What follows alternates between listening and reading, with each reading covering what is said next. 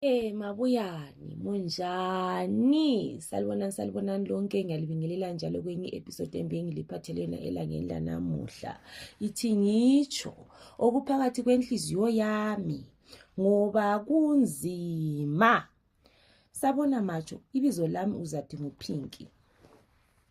Ngileminyaka engu-27. Ukuthanda izinto kwami lokhu kwangifaka emanyaleni. Mina ngakhulela ekhaya, sakhula sidubeka hayi khona mani. Abazali bami babezama ngazo zonke indlela ukuthi sidle lokuya esikolo. Mina yimi i-first born.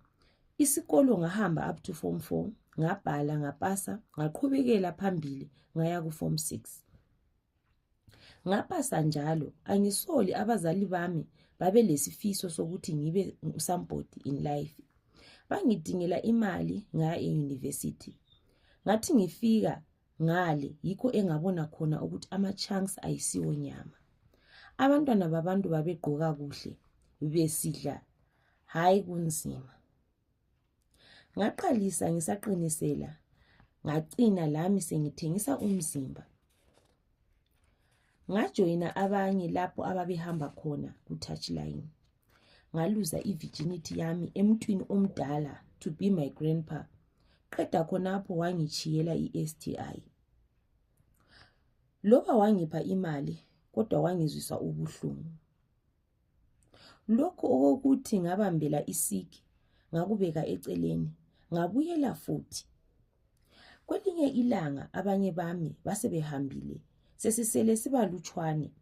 Omunye umama wamisa imota yakhe phambi kwami, wayehlisa iwindow. Wapha isayini yokuthi ngibuye.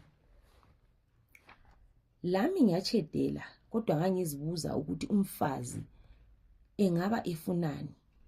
Wathi ngicela ukukhuluma lawe 30 minutes nje. Wangiqhubela i-100 US. Ngavuma, wathi ngingene emoteni. Phakathi kwemota leyo kwakunukelela kamnandi.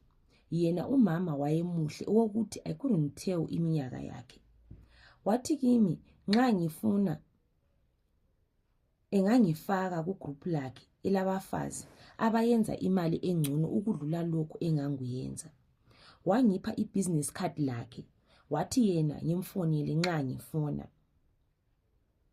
Ngabuyela endlini lapho engangihlala khona labanye bami.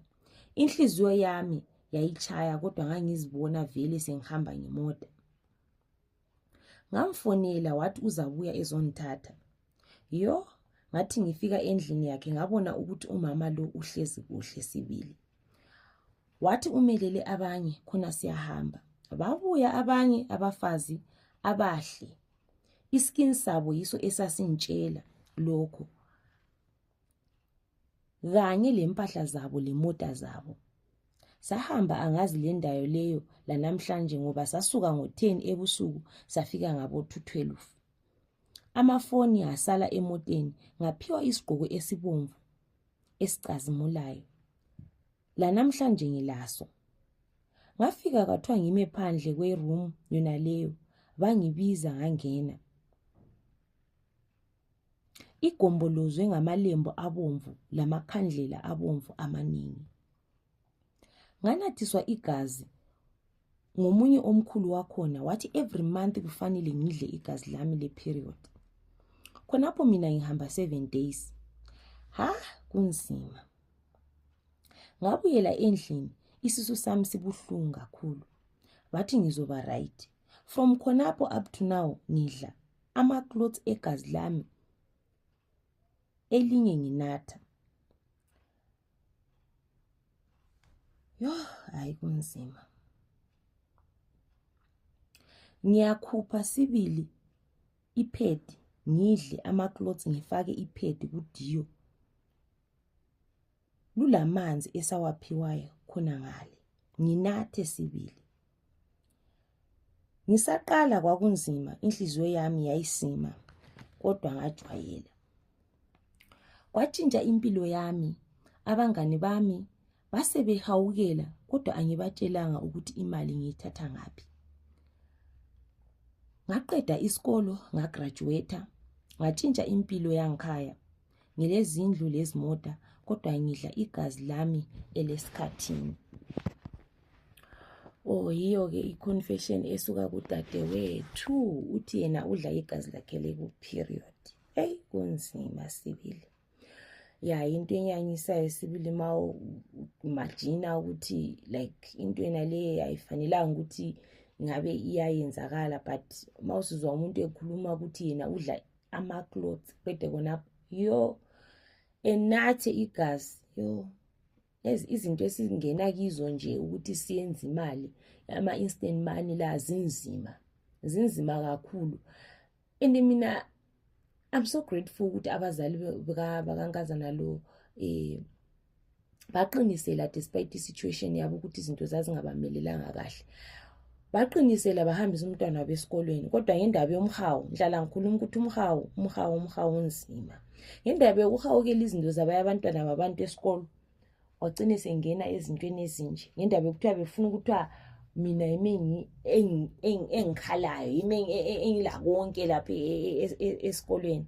Uyafuna ukuthi abantu bekubona ukuthi nguwo ola konke, ugqoka kahle, uchaya wona ama-frontal wona lawo, udriver lezi moto ezinhle, kodwa iphisi sibili uyabungelayo because into yona le ungayimagina so into enzima ukuthi ungayenza. Kodwa singathi lathi siyakuzwa khonapha i-confession esizwayo kudadewethu uthi yena yikho ophila ngakho, indlela ozuza ngayo imali. So kunzima.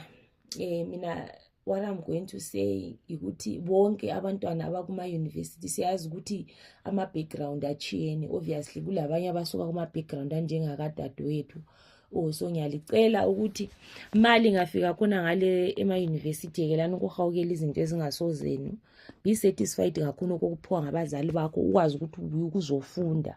Ungafunda ungagraduate, uyadinga umsebenzi, uyawuthola, uyasebenza, uyenza imali yakho, uyakwanisa ukuthenga sibili izinto eziningi. Izinto zonke zifuna i-patience, zifuna isaneke, zifuna ukuthi ufake inhliziyo yakho yonke kuyayenza. Asekeleni izinto zama-instant money because siyagcina singena ezintweni ezingayisizo. Anjwabo akulanto ebuhlungu njengokuthi ube le mali kodwa behind imali yona leyo yabusenza izinto ezinjalo because uyabufuna ukuthi abantu bebone i-picture lane ukuthi perfect, uleskin esihle, what yabona. So mina mphongu encourage abantwana ukuthi asekeleni ukuhawukela izinto zabantu. Please comment, like and share. Please also subscribe to i-channel yethu. Ndaboga, ngiyabonga.